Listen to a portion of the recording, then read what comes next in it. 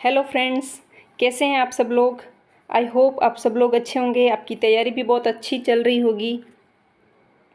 तो वीडियो शुरू करने से पहले मैं आपको सूचना दे दूं कि जो भी स्टूडेंट फर्स्ट ग्रेड या सेकंड ग्रेड की तैयारी कर रहा है और उनका सब्जेक्ट हिंदी साहित्य है, तो मैं उनको बता दूं कि इस चैनल पे हिंदी साहित्य की क्लासेज शुरू होने वाली हैं। आपको बताया जाएगा कि हिंदी साहित्य कैसे पढ़ना है, किन पुस्तकों से पढ़ना है और किस तरीके से पढ़ना है, वो सब जानकारी आपको दी जाएगी। तो इस चैनल से जुड़े रहिए। और अगर किसी का हिंदी साहित्य सब्जेक्ट है तो उनको इस चैनल के बारे में ज़रूर अवगत कराइएगा। तो वीडियो शुरू करते हैं आज का। तो आज का हमारा टॉपिक है विकास व शिक्षा में अनुपयोग, जिसमें 6-7 टॉपिक आते हैं, जैसे आत्मप्रत्यय, अभिवृत्ति, आदत, रुचि, अभियोग्यता और अवदान और सामाजिक कौशल। तो इनके जो भी PYQs हैं वो हम सॉल्व कर रहे हैं। तो आज का पहला सवाल है कि बालक में बुरी आदतों के विकसित होने का मुख्य कारण है एकाकीपन, सामाजिक तुष्टीकरण, पारिवारिक झगड़े या उपयुक्त सभी। तो इसका आंसर होगा उपयुक्त सभी। नेक्स्ट है कि आदतों के निर्माण में सबसे महत्वपूर्ण भूमिका किसकी है। तो आदतों के निर्माण में सबसे महत्वपूर्ण भूमिका जो होती है वो अभिभावकों की होती है। ठीक है। अगला सवाल है कि निम्नलिखित में से कौन सा कथन रुचि के बारे में सत्य नहीं है। रुचियाँ जन्मजात और अर्जित दोनों होती हैं। रुचियाँ समय के अनुसार बदलती रहती है।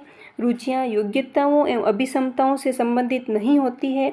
रुचियाँ व्यवहार में आकर्षण एवं विकर्षण का प्रतिबिंब नहीं है। तो इसका आंसर डी होगा। ये जो कथन है ये रुचि के बारे में सत्य नहीं है कि रुचियाँ व्यवहार में आकर्षण और विकर्षण का प्रतिबिंब नहीं है, जबकि रुचियाँ जो है व्यवहार में आकर्षण और विकर्षण का प्रतिबिंब होती है। ठीक है, बाकी तीनों सही है। रुचियाँ जन्मजात और अर्जित दोनों होती हैं। रुचियाँ समय के अनुसार बदलती रहती हैं। रुचियाँ योग्यताओं व अभिक्षमताओं से संबंधित नहीं होती है। तो एक सवाल मैं आपसे और पूछ रही हूँ, जिसका आंसर आपको कमेंट बॉक्स में कमेंट करके बताना है कि आदतें कैसी होती हैं। आदतें केवल जन्मजात होती हैं या केवल अर्जित होती हैं या अर्जित और जन्मजात दोनों होती हैं। तो आदतें कैसी होती हैं, इसका आंसर आपको कमेंट बॉक्स में कमेंट करके बताना है। ठीक है, अगला सवाल देखते हैं कि अहम शक्ति एवं सामाजिक लक्षण है। अहम शक्ति व सामाजिक लक्षण है प्रवृत्ति, अभिप्रेरणा, शील गुण, संवेग। तो इसका आंसर होगा शील गुण। नेक्स्ट है कि शास्त्रीय अभिकर्मित अनुदेशन जिनके द्वारा विकसित किया गया वह है। तो वह क्राउडर। क्राउडर ने शास्त्रीय अभिकर्मित अनुदेशन को विकसित किया था। अगला सवाल है कि आदतों के संबंध में निम्न में से कौन सा कथन सही नहीं है। आदतें जन्मजात होती हैं। मूल प्रवृत्तियों की तरह आदतें भी व्यक्ति को अभिप्रेरित करती हैं। आदत निर्माण का आधार कोई मूल प्रवृत्ति होती है। व्यक्ति में यदि किसी बुरी आदत का निर्माण हो जाता है तो वह बुरी आदत आसानी से छूट जाती है। तो ए और डी दोनों ही जो आंसर है वो सही नहीं है। दोनों ही ये जो ऑप्शन है ये सही नहीं है। आदत के बारे में आदतें जन्मजात होती हैं, नहीं। व्यक्ति में यदि किसी बुरी आदत का निर्माण होता है तो वह बुरी आदत आसानी से छूट जाती है, नहीं, वो बुरी आदत आसानी से नहीं छूटती है। नेक्स्ट देखिए कि रुचि के संपत्ति के 3 मुख्य पक्ष निम्न में से किस विकल्प में दिए हैं। तो इसका आंसर होगा सी, ज्ञानात्मक, क्रियात्मक और भावात्मक। ज्ञानात्मक, क्रियात्मक और भावात्मक। अगला सवाल है कि मनोवृत्ति के संबंध में निम्न में से कौन सा कथन सही नहीं है। तो इसका आंसर होगा ए, मनोवृत्ति वंशानुक्रम से प्रभावित होती है। ये कथन सही नहीं है। अगला सवाल देखिए कि अभिवृत्ति है एक भावात्मक प्रवृत्ति जो अनुभव के द्वारा संगठित होकर किसी मनोवैज्ञानिक वस्तु के प्रति पसंदगी या नापसंदगी के रूप में प्रतिक्रिया करती है। तो इसका आंसर होगा, यानी कि अभिवृत्ति एक भावात्मक प्रवृत्ति है जो अनुभव के द्वारा संगठित होकर किसी मनोवैज्ञानिक वस्तु के प्रति पसंदगी या नापसंदगी के रूप में प्रतिक्रिया करती है। अगला सवाल देखिए कि बच्चों की रुचि बनाए रखने के लिए आप कौन सी विधि का चयन करेंगे। तो इसका आंसर होगा सी, यानी कि गतिविधि में बच्चों को शामिल करेंगे। गतिविधि में बच्चों को शामिल करेंगे। अगला सवाल है कि एक कक्षा में विद्यार्थियों की रुचि बनाए रखने के लिए एक शिक्षक को बल देना चाहिए। तो प्रकरण संबंधी रोचक जानकारी देना, इस मैटर पे एक शिक्षक को बल देना चाहिए। अगला सवाल है कि रुचि को अभिव्यक्त, प्रव्यक्त एवं मापित श्रेणी में वर्गीकृत किया है। तो इसका आंसर होगा ए, यानी कि सुपर।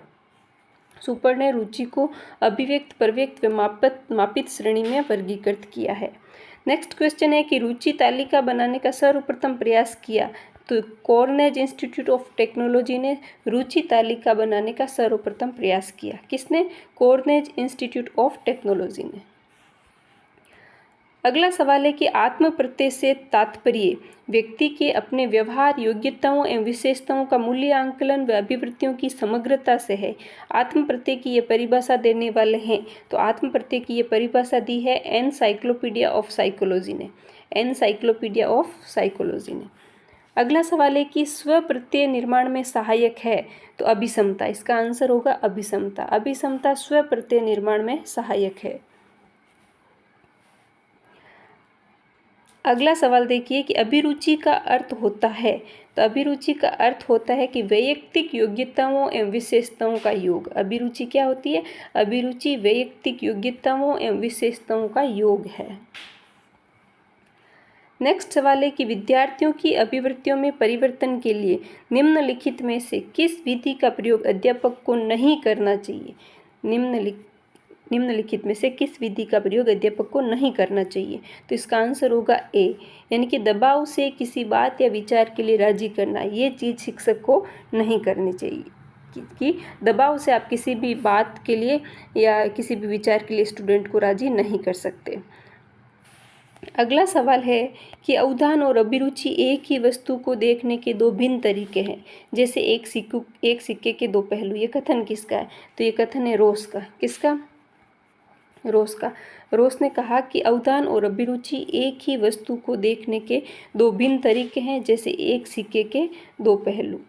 तो एक बार मैं आपको क्वेश्चन वापस याद दिला देती हूँ कि आज जो मैंने आपको क्वेश्चन पूछा है उसका आंसर आपको कमेंट बॉक्स में कमेंट करके बताना है कि आदतें कैसी होती हैं। आदतें केवल जन्मजात होती है, केवल अर्जित होती है, या जन्मजात और अर्जित दोनों होती है? तो इसका आंसर आपको कमेंट करके बताना है।